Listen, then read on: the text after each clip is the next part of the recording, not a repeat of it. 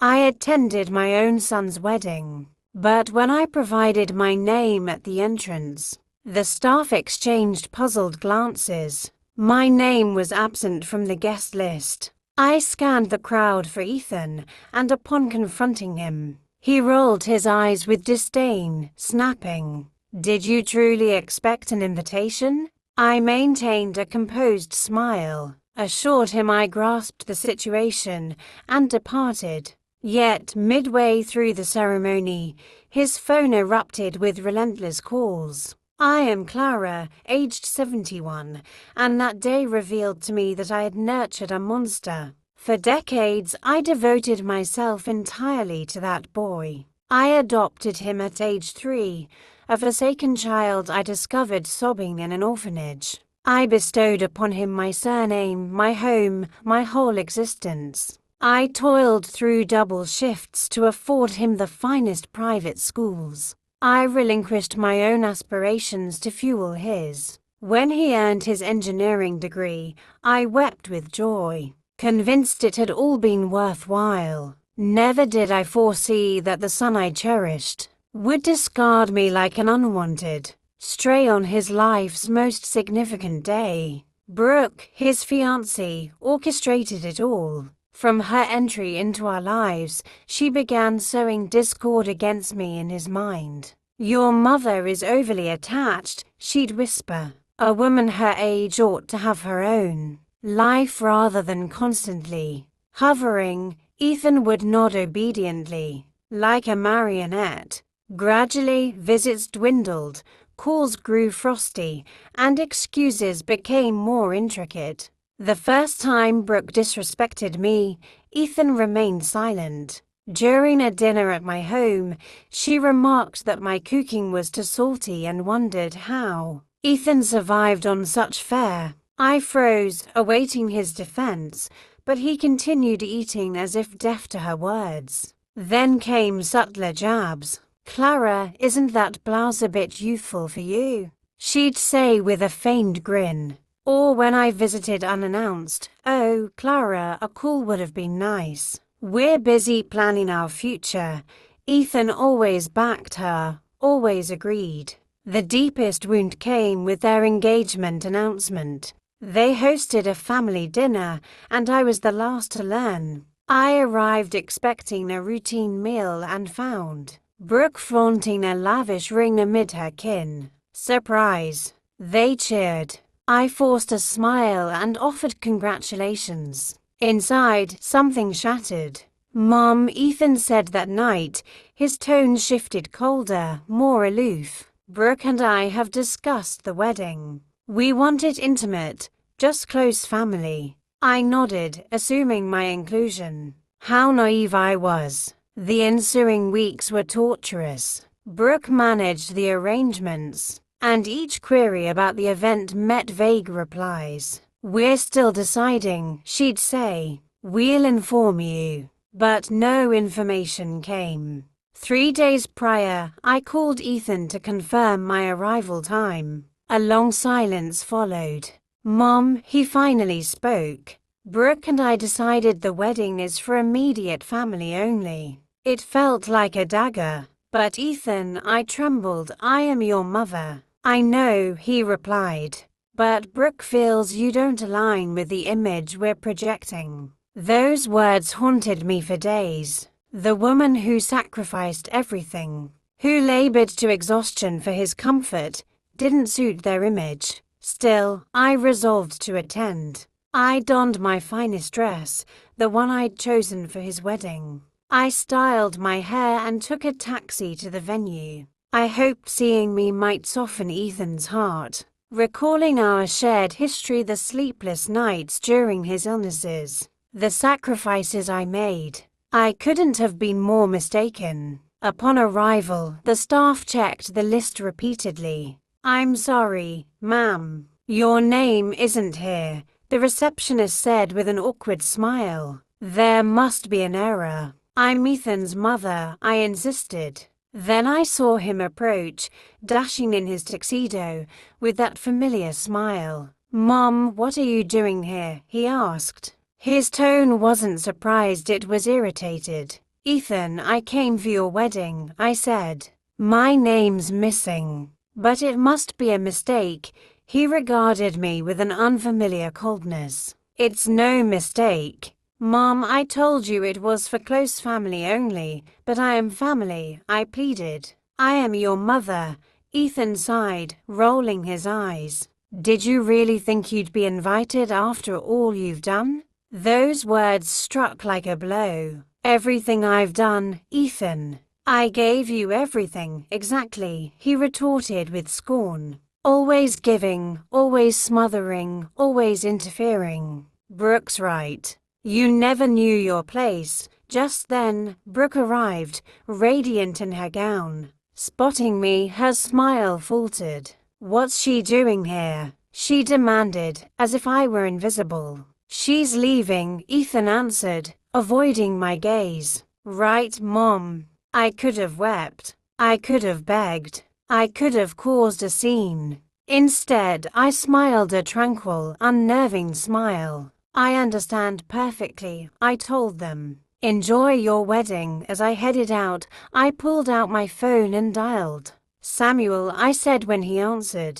"It's time to enact the plan we discussed." Samuel, my lawyer for over 2 decades and keeper of my secrets, hesitated. "Are you certain, Clara?" "Once done, there's no reversal." "Absolutely certain," I replied. Stepping into the taxi, "Ethan just showed me I'm valueless to him. He needs to learn what he's truly losing." As the taxi pulled away, my phone buzzed with messages not from Ethan with apologies or inquiries, but from Brooke, incensed by my presence. "How dare you show up uninvited? You have no shame." One read. "Ethan's upset. Hope you're pleased ruining our day." Ruining their day. She believed my brief appearance had spoiled anything. She had no inkling of true ruin, but she'd soon discover it. I reached home and, for the first time in months, felt an odd calm. For years I'd tiptoed around, avoiding burdening Ethan or Brooke, striving to be the ideal mother-in-law, present yet unobtrusive. That night, shedding the dress bought for a wedding I wasn't welcome to, I made a pivotal choice. I wasn't retiring from work. I was retiring from motherhood. Ethan never knew my financial reality. When I adopted him, I was a young secretary in a modest apartment. He witnessed my struggles, my extra jobs, my relentless effort to get by. What I concealed was that all those years my father relocated to Europe in the 50s had shrewdly invested his import-export earnings. Upon his death a decade ago, he left me a substantial inheritance, properties in Geneva, stocks in thriving firms, bank accounts Ethan couldn't fathom. Yet I chose to live modestly, working, saving, retaining my simple home. I wanted Ethan to value me for myself, not my wealth. What a grave error. That night, while Ethan and Brooke celebrated, I transferred funds, made calls, and set a plan in motion I'd contemplated for months. The next day, post their quick honeymoon, their world shifted. Initially, it was subtle. 3 days later, Ethan called not to apologize, but to request I tend his apartment while they vacationed in Cancun. "Mom, water the plants and grab the mail," he said, as if nothing occurred. "Oh, and Brooke wants you to tidy up for visitors." "I can't," I responded plainly. "What do you mean, can't?" he asked, startled. "I'm occupied," I said. "Find someone else." I hung up. An hour later, Brooke was yelling. "What's wrong with you, Clara? Are you mad? It's the least you owe after your wedding stunt." I made no stunt. I replied coolly. "I came to congratulate my son. Your son doesn't want you." "There," she shouted. "Get it? You're a burden." "A burden? After all I've done, I'm a burden?" "You're right, Brooke," I said. "I am a burden. So I'm freeing him from it forever. What do you mean? Her tone shifted. I mean, I'm retiring. Ethan has no mother now. I ended the call and powered off my phone. It was time for a new chapter. The next day, I hired movers and packed my essentials. The rest went to charity. I sold my modest home where I raised Ethan and checked into a luxury city center hotel. Not because I couldn't buy another, but to decide my future at leisure. Samuel visited that first week. Clara, are you sure about this? He asked, reviewing my documents. Since Ethan scorned me at that venue, I replied. He thinks I'm a pitiful old woman dependent on him. Time he learns the truth. The papers Samuel held property transfers, bank statements, and Ethan's unseen house deed proved the home he thought he'd mortgaged was mine. I'd covered the down payment, co-signed the loan, and paid the mortgage silently for years to sustain his lifestyle. But that wasn't all. Ethan's engineering firm had a secret. Its owner, Mr. Harrison, was my father's European partner. Post-graduation, I'd secured Ethan's job. 4 years. Harrison reported his lackluster performance. Ethan was a subpar employee, retained more by my influence than skill. Brooke, too, was unaware of her husband's reality, the adopted son of a woman who could outbuy her family effortlessly. While they honeymooned, spending Brooke's family gifts, I relaxed at the hotel spa, a luxury I'd denied myself for decades. Always living for Ethan. During a massage, I made my next move. I wouldn't just retire from motherhood.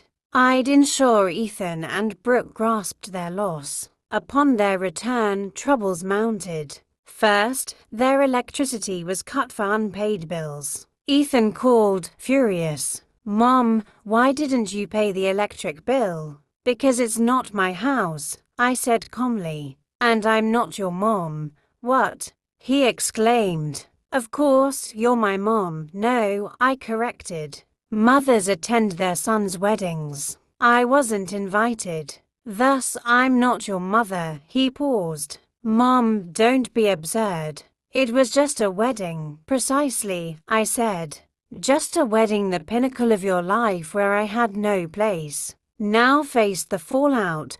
But you always paid my utilities, he argued. It's your duty, my duty. I felt anger surge. Ethan, for 28 years, I met duties an ode. That ends, I hung up and called Mr. Harrison. Morning. Mr. Harrison, it's Clara. Time to address Ethan. Clara, he sighed. I expected your call. Heard about the wedding. He's clueless about your efforts. That's why I'm calling, I said. Evaluate Ethan's work sans my influence. Harrison paused. Clara, without my backing, he'll struggle. His work's mediocre, he's often late, and clients complain. Then manage it justly, I replied. I won't intervene further.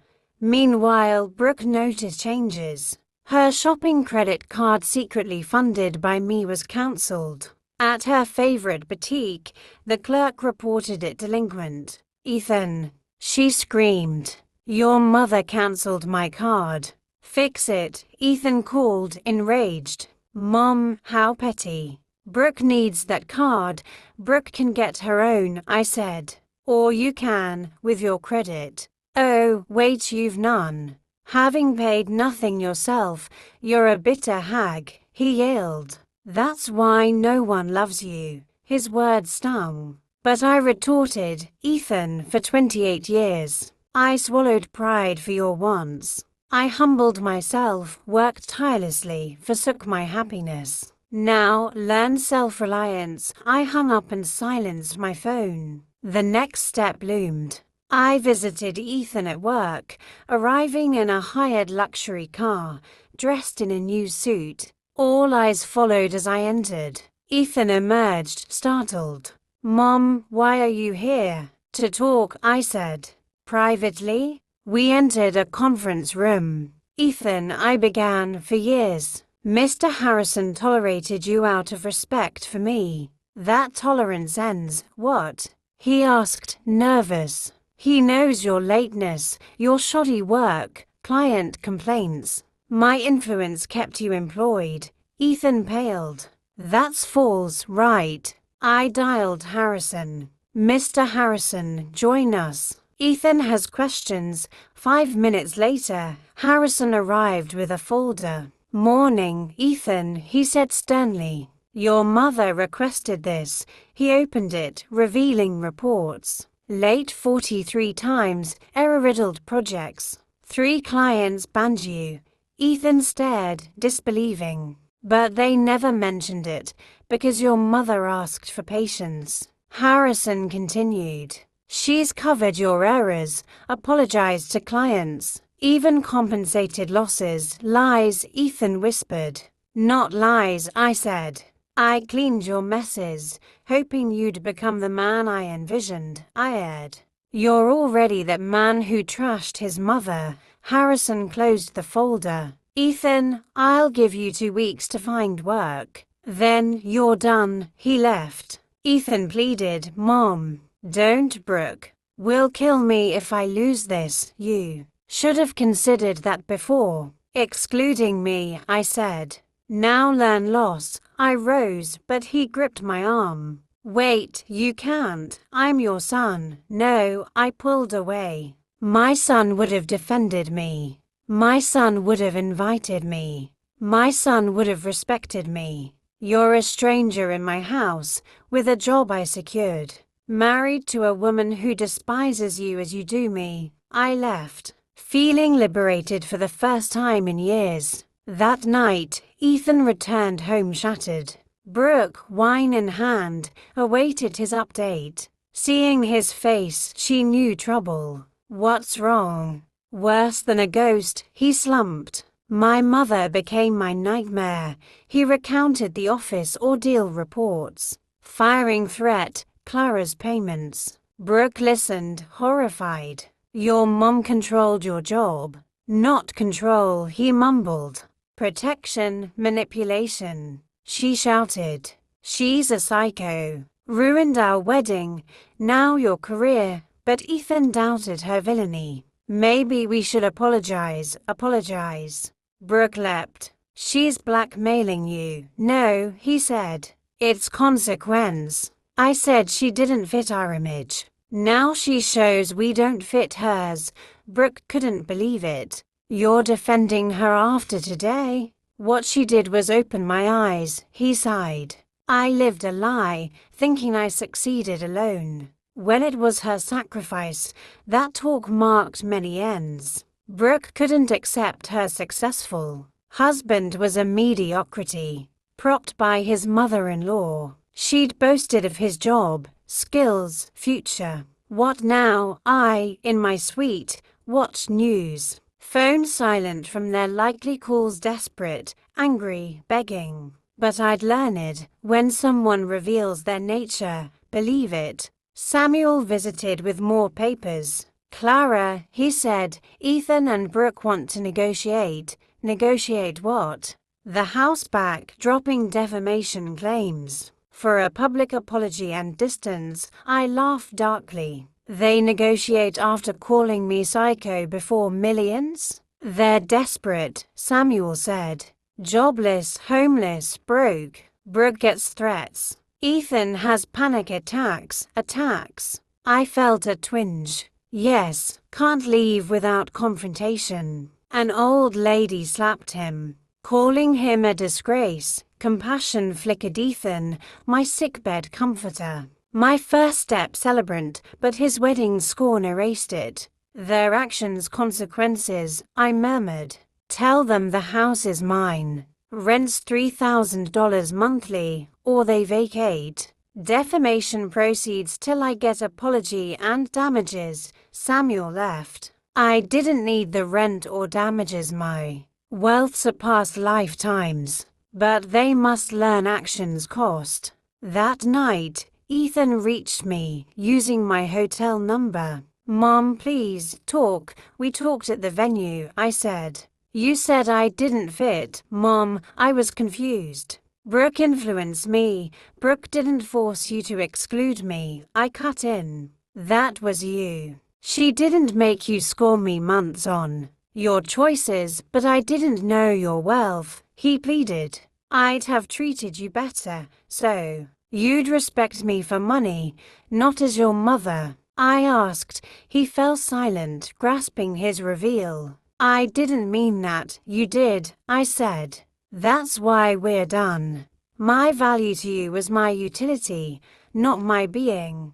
What must I do to be forgiven? He sobbed. Nothing, I said sadly. Forgiveness is for mistakes, not revealed character. You showed yours safely despising me. Live with it, I hung, crying not for loss of wealth or status, but for the son I thought I'd raised, who never was. 6 months later, my life transformed. I settled in a stunning Geneva apartment near my inherited properties. Europe embraced me, unaware of my viral tale, letting me walk unrecognized. Restarting at 71, Samuel handled my US legalities. Ethan and Brooke lost the house, unable to pay rent, moving to a modest flat. Ethan took a technician role, earning less. Brooke joined a call center, her reputation shattered. The defamation suit won. Brooke paid damages, issued a forced apology. I apologized to Clara for false social media claims. My statements were untrue, damaging her reputation. I deeply regret my actions. I donated the compensation to single mothers and adoptive family charities. I didn't need it. They needed the lesson that public lies have cost. Messages flooded in, women inspired by my boundaries. Mothers-in-law finding courage, older women choosing self. A Colombian, Maria, wrote, "Your story saved me. 15 years, I endured my son and daughter-in-law's contempt, thinking it my duty. You taught me love isn't abuse. Thank you." I began a book. I retired from motherhood, not for revenge or profit, but to help others escape toxicity. Dedicated to women sacrificing identity for love,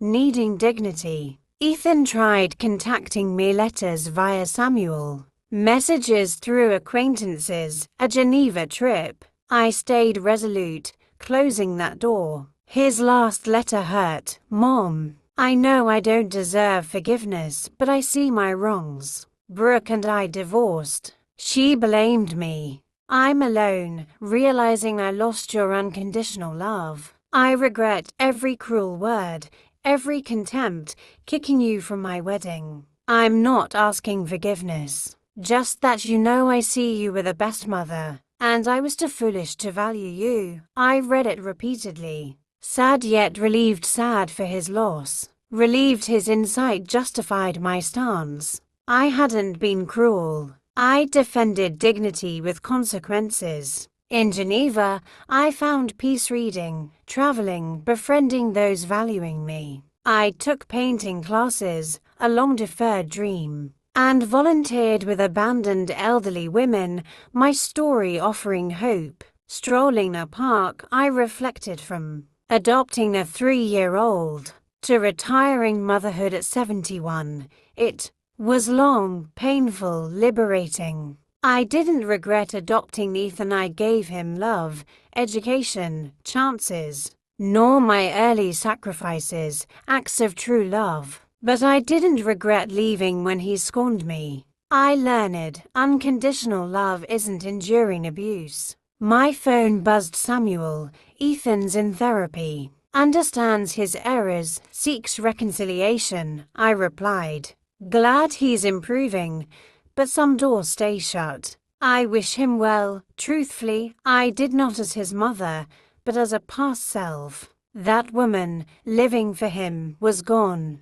A new Clara emerged, a 71-year-old choosing dignity over toxic love. As I gazed over Geneva, my mantra solidified. I don't regret him, only not seeing sooner that kindness shouldn't destroy self. Motherhood ended, but my life as a free woman began. And that, I found, was the ultimate triumph, living well, in peace, for me.